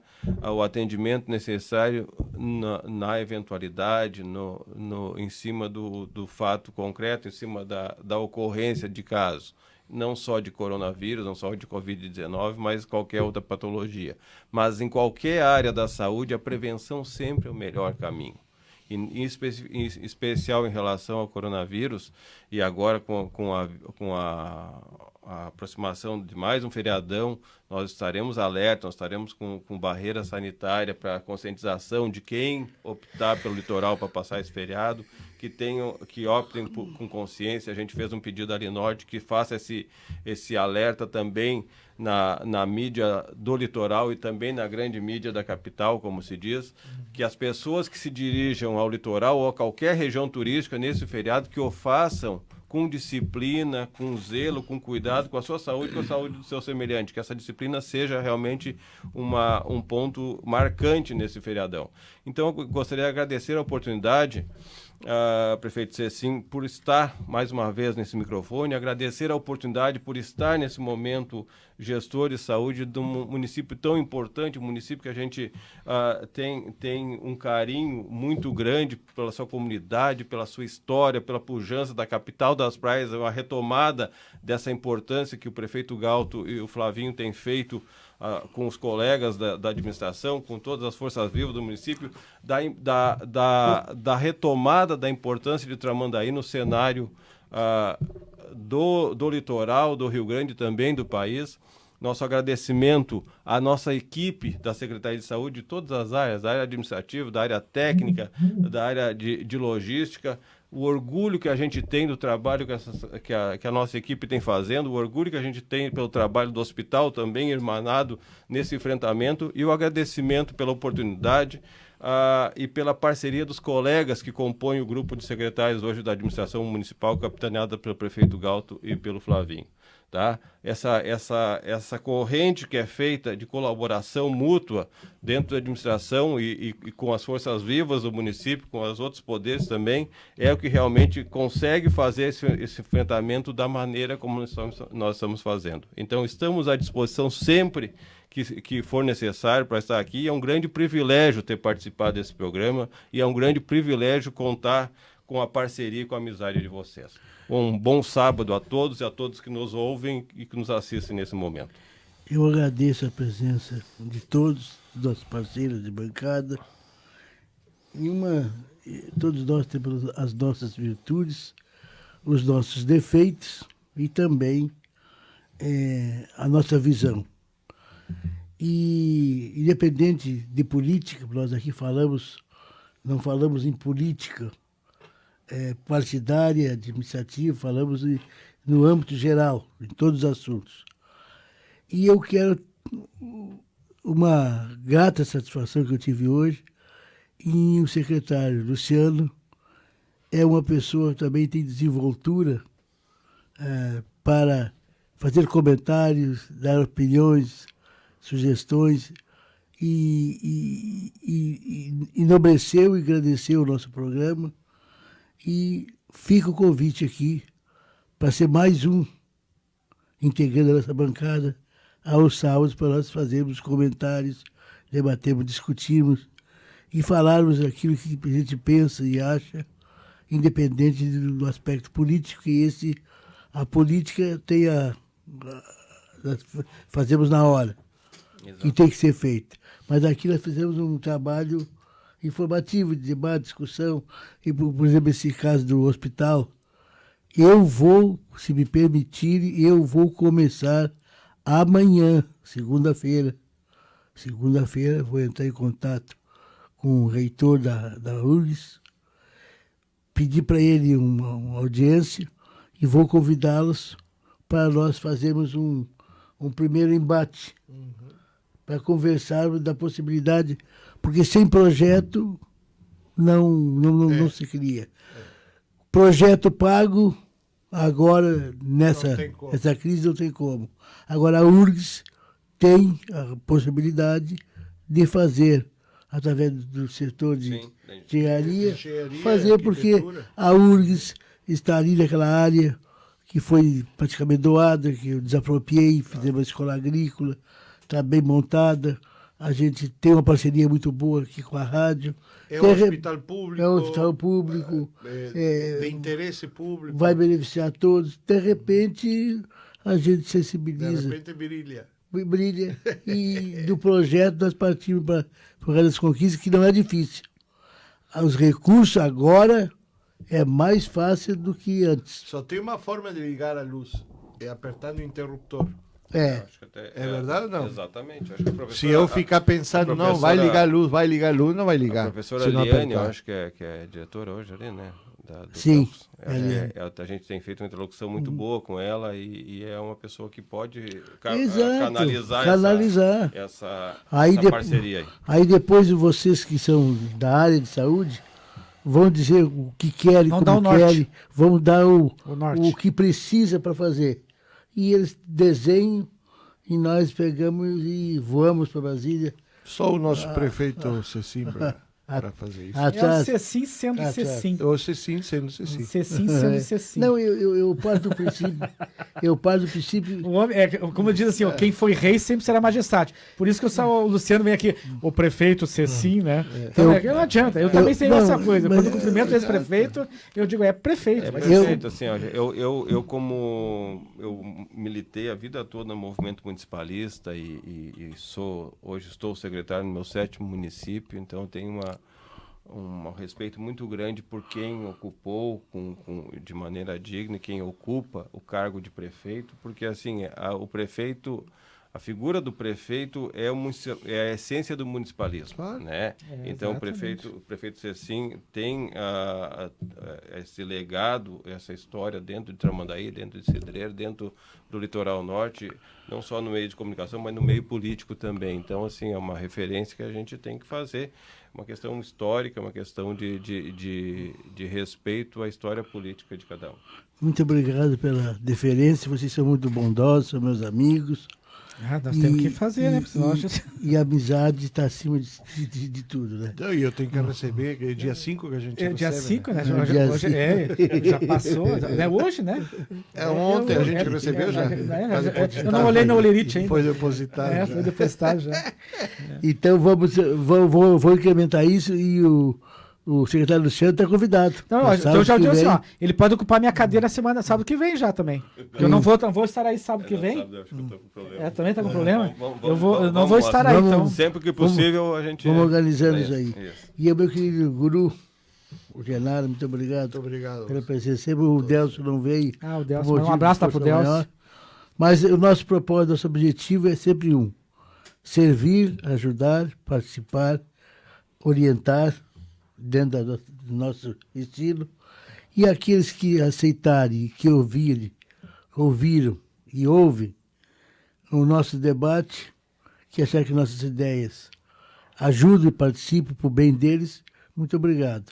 E aqueles que não concordarem, sigam com seus raciocínios, com seus pensamentos. Pelo menos fizeram com as suas uma reflexão. Ideias. Fazer uma reflexão. Faz parte da democracia. É verdade. Isso aí. Estamos encerrando o programa Debate desse sábado. Agradeço a todos, muito obrigado. Sábado que vem estaremos aqui com um novo debate. Boa tarde.